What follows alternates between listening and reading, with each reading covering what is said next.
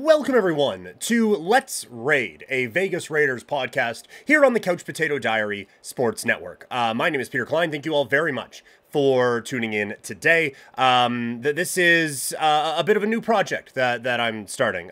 For those who are familiar with the Couch Potato Diary Sports Network, basically it's a general sports podcast, but I now am kind of putting a little bit more of a specific focus on some of the teams that I follow, and my favorite NFL team happens to be the Vegas Raiders. And so that is going to be the team that we're paying attention to on this particular podcast. So the format, we're going to be looking at a few different things to get ready for the start of the season. And then each week, probably on Fridays, definitely on Fridays, we are going to be going over what happened the previous week, and we are going to be looking at the game upcoming for that week. So pretty simple, but hopefully you enjoy it. If you have any thoughts, if you're watching on YouTube, leave it in the comments, and if you are listening, leave a review, or you can follow me on social media at Primetime Klein, wherever you socially media, I guess. Anyway, today we're going to be looking at the key new additions for the Vegas Raiders, going to be previewing the offense, and then looking at breakout players at the end. So let's get into it, shall we? We begin with new additions, and I think the biggest key addition for the Raiders this year is on the defensive line, and that is with Christian Wilkins. Did they overpay for him? Maybe. A very distinct possibility that they did. But I think this gives you a real good dynamic on the defensive line. I think when you look at what they're hoping to do, you have him getting pressure up the middle. You have Crosby causing problems on the outside. So either Crosby does a speed rush, forces the quarterback to step up in the pocket, and Wilkins swallows them whole, or Wilkins gets a good push up the middle, forces a QB back, gets a better angle for Crosby to be able to go around and get the sack. You have Wilkins, who is coming off of a 9-sack season, 11% pressure rate, and again, like, a lot of teams, this isn't a premium position, but I think for the Raiders, it is a smart move, as this is a team that just needs talent on the defensive side of the football. And I think Antonio Pierce kind of recognized this and goes out and gets the player that he wanted, and gets the player that that maybe they needed on the defensive side of the football. And so I think when you're just looking at how to allocate your dollars,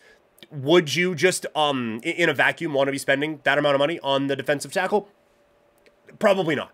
But I do think, you go out and get one of the best. And I think you can make a very compelling case that he is one of the ones that is worth spending that money on. So I think that you do that, and then you look at, like, kind of raising the talent level on this defense. I think it will help for this Vegas Raiders team this season. The other one, when you make a change at quarterback, that's going to be a pretty big new addition. And Gardner Minshew, we found out this week, will take over as the starting quarterback for the Raiders.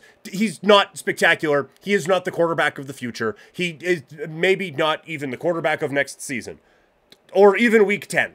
But this is a guy who has the starter's role now. And he came in case Aiden O'Connell couldn't get the job done as the starter. And different people will make different arguments about who did what in the preseason, but the fact remains they were more comfortable with Gardner Minshew as the starting quarterback than they were Aiden O'Connell, and that just is what it is at this point. Admittedly, I'm not the biggest Aiden O'Connell fan, so I don't particularly mind this. If the Raiders' season doesn't go particularly well, then you are fine with Minshew not coming back and drafting a quarterback, or if you want to draft a quarterback and let them kind of redshirt for a year, which I don't think teams are as good at as they like to think they are. But I think Gardner Minshew is fine. He is a decent placeholder. So you just have a professional quarterback. And if nothing else, I don't think this is a team that has much of a chance of making the postseason this year.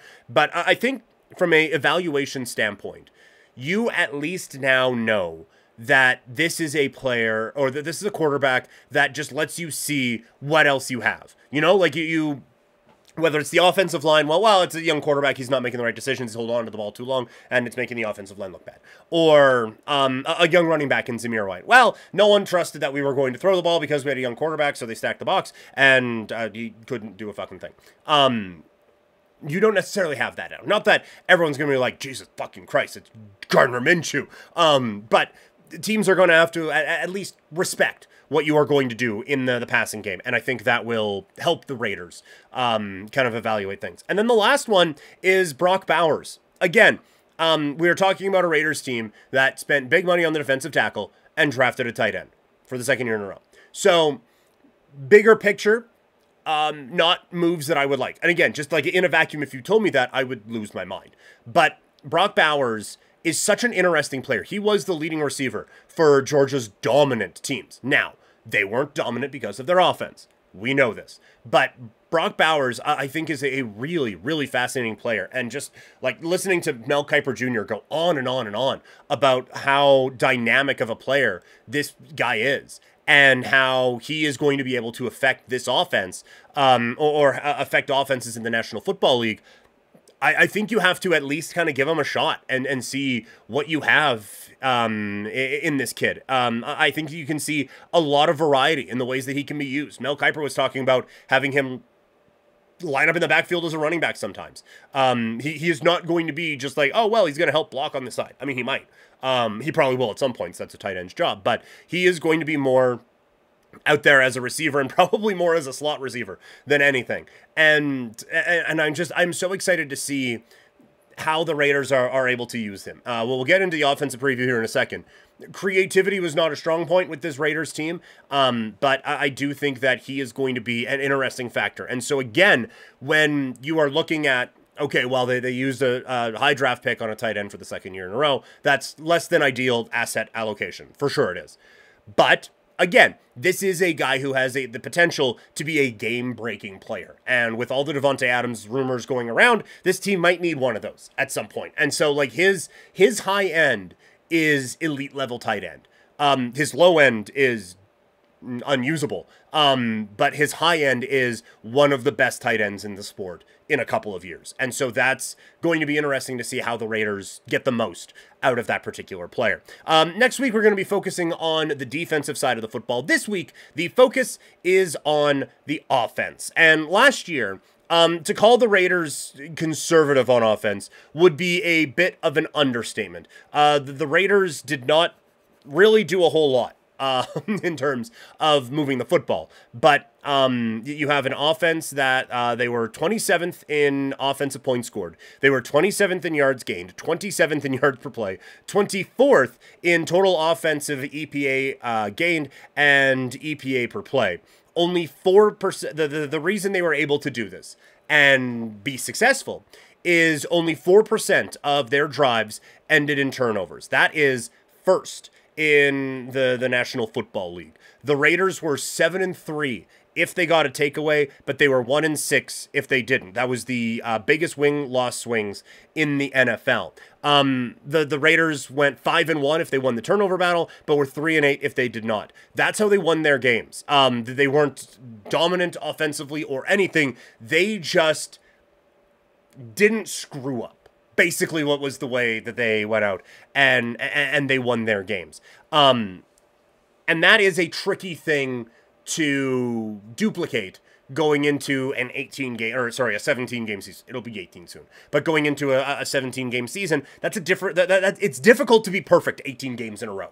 And so sometimes you are going to have to outperform your mistakes. But another thing, you are going to have to put yourself in better situations. And the Raiders just didn't offensively last year. Most of these stats, I think all of them, are from Warren Sharp's guide. On early downs in the first three quarters, the Raiders ran the ball at a top 10 rate. Nearly 50% of their early downs were runs that is the 9th highest rate. So basically how they tried to go about things, the Raiders tried to avoid a negative play on first down. On second down, the Raiders averaged the number 5 longest distance to go to first down with an average distance of 8.1, and they still ran the ball at the number 8 highest rate on second down. When they did pass it, they threw it only threw only 11% of their passes beyond the sticks, which is 29th in the NFL, and averaged just 5.8 air yards per attempt, which was 24th in the NFL. And so that, like, again, I'm not the biggest Aiden O'Connell guy, but that puts your quarterback in difficult spots. When A, you are that predictable, and B, the reason why people like Warren Sharp and the numbers people and all of that look at how much you throw on first down, it's because those are considered to be neutral downs. And so if you have 3rd and 8, you're probably throwing, right? Like most teams, you can catch them off guard with a draw, but that's because they are assuming you are throwing the pass. And eventually that's not going to work. Teams can gear up for you defensively. And in the National Football League, the best football league in the world, when teams know what you're going to do, it becomes very difficult to do that. And so to put, whether it was a young quarterback or Jimmy Garoppolo, constantly in 2nd and 8, 3rd and 7, 2nd and 8, 3rd and 7, 2nd and 8, 3rd and 6, it just becomes a little bit more difficult. So when you pass on first down, the defense is a little bit more neutral in theory.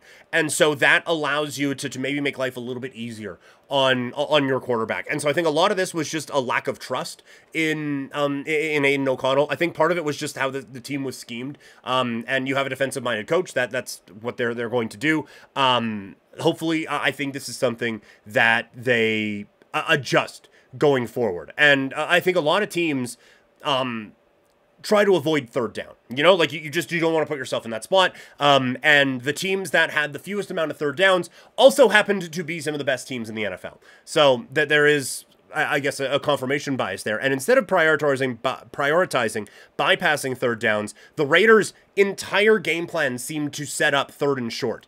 50% of their series led to 3rd downs, the 2nd highest rate in the NFL. 24% of their overall plays were 3rd downs. That is the 3rd highest in the league. I think that this is going to be a team that pushes it a little bit more with Gardner Minshew. I think with a veteran quarterback, there's going to be a little bit more of an understanding that I can just throw the ball up to Davante Adams and he is going to catch it. And that is something, like, when you are in 2nd and 8, Adams knows to just run to the markers and turn, and you can find him.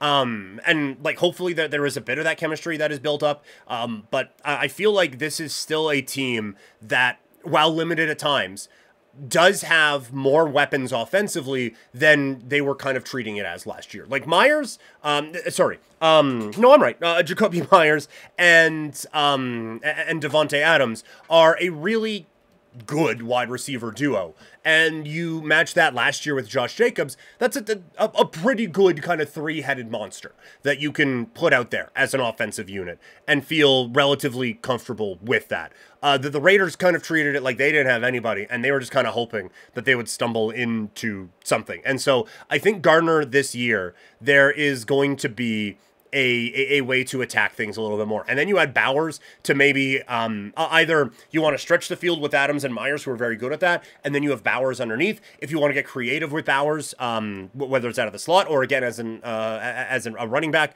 you can do that. That there's ways that they can go about it to kind of open things up a little bit. But that's going to be something I want to see from the Raiders in the early part of the season, is what kind of offensive attack do they use, and are they looking to push the ball a little bit more on 1st and 2nd down. You also have Zamir White, who I don't think is as good as Josh Jacobs, and quite frankly, I kind of just view Zamir White as just a guy. But he did handle things decently well last year. He ranked 9th in yards per attempt when contacted at or behind the line of scrimmage last year. Jacobs was 48th out of 49th. So White was getting a couple of those extra yards. And again, when you're getting to 3rd down, when 24% of your plays are on 3rd down, if you can get a couple of those extra yards on a few plays, that just helps move the ball a little bit more. I think White is kind of going to be just a guy, but I think he's going to be... This is where I think some of the fantasy football stuff can kind of cloud your brain a little bit, because I think White is going to be a pretty effective NFL player. For fantasy, I wouldn't touch him. But I think for real life football, he's going to be, I think, really, really important and really impactful to this team. overall, the offensive outlook for this team is really difficult to kind of wrap your head around because they were so conservative last season. And quite frankly, because the offense wasn't overly efficient with Derek Carr. Like, it's been a while since the Raiders have had a good offense, since the year that Carr got hurt, right? That's the last time it really felt like the Raiders were really rolling offensively. But I do think when you have Adams and you have Jacoby Myers and you have Brock Bowers, this is an offense that should be able to unlock a little bit more of that. And Minshew, we've kind of seen that as the season goes on, it starts to fade into the background and be not quite as good. And that can be a little bit troubling for sure. But I also think that this is a quarterback that is smart enough to at least get the ball to the playmakers and try to let them do their thing. So I'll be interested to see how the Raiders kind of attack things on the offensive side. The one thing that you worry about is the loss on the offensive line with Illuminor on his way out. He ranked 9th among right tackles in pressure rate allowed. We don't really know who's going to be replacing him, but one of the likely candidates is Thayer Munford, who ranked 41st out of 42nd at the position. If he's a weak link, this line does take a pretty substantial step backwards. Now, I will say he has had a lot of reps. Well, with Colton Miller being out, that they've allowed the kids to kind of step in and kind of grow. And they drafted the right guard, Jackson, I think, in the second round this year. And so I think there is maybe some hope that an advancement at that position maybe helps the right tackle situation out a little bit, but that is certainly less than ideal when you are dealing with a Bosa in your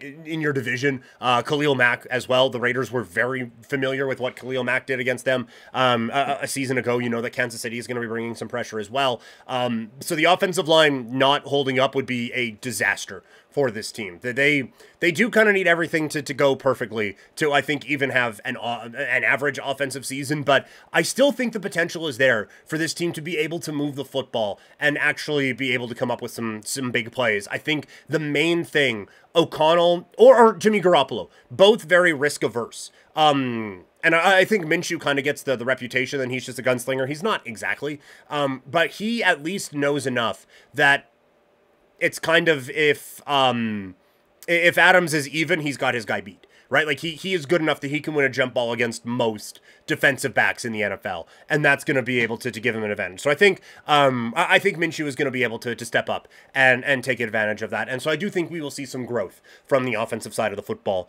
for the Vegas Raiders. And for these team specific podcasts and the season previews, I like to look at who's going to be a bounce back player. And really, there's kind of only one, and that is Devontae Adams. And that is such an important piece for this Raiders team. If they're going to do anything this year, Adams has to be one of the top 5 receivers in the National Football League. Again, last year, he ran 127 go routes. 63% of the targets on go routes were charted as inaccurate. That was by far the most of any qualified wide receiver. And so that was kind of the issue, is that O'Connell or Garoppolo wouldn't throw it to him unless he was wide fucking open. And when he was, they were missing him because that is not the strength of either guy, is the deep ball. Jimmy Garoppolo, certainly. But that is not really their bag, right? Gardner Minshew, at least again, can be capable of doing such things. And so I do think that Adams has a chance to grow with the Raiders coming out of this one. Adams averaged just 0.24 yards per route on go routes. That was dead last, 43 of 43 among wide receivers with 100+ route runs. For comparison, Tyreek Hill finished first at 4.1 yards. Gardner Minshew is good at just getting the ball to his number one guy. Pittman feasted with him a season ago. Minshew knows where his bread is kind of buttered out on that field. So I do think that this is going to be a real bounce back year for him. They need someone on the offensive line to be a bit of like we talk about it, Munford or someone on that offensive line to have a bounce back year. Especially like Miller's been banged up for most of the training camp. That's obviously a concern. So they need someone to bounce back, but like defensively, they kind of got best case scenario from him, from a lot of guys. Sorry, on the defense. I know there were some people who just had a couple of other guys tabbed, but I think that like they kind of got what you would hope out of all of those guys. And so I think the main one is, can, like, instead of bouncing back, can those guys just stay consistent coming into this season? That would certainly help. All right, so that is the maiden voyage of Let's Raid, the Vegas Raiders podcast. For now, all the content is going to live on podcast. It's going to be in the Couch Potato Diary podcast feed with all the other stuff, but I will try to label each one. And so it'll be very obvious what is Let's Raid and what isn't, and all of that. And on YouTube, it's going to have its own playlist, so keep that in mind. And if you just want Raiders content on whether it is wherever you are, I guess, check it out on YouTube. It'll be available there.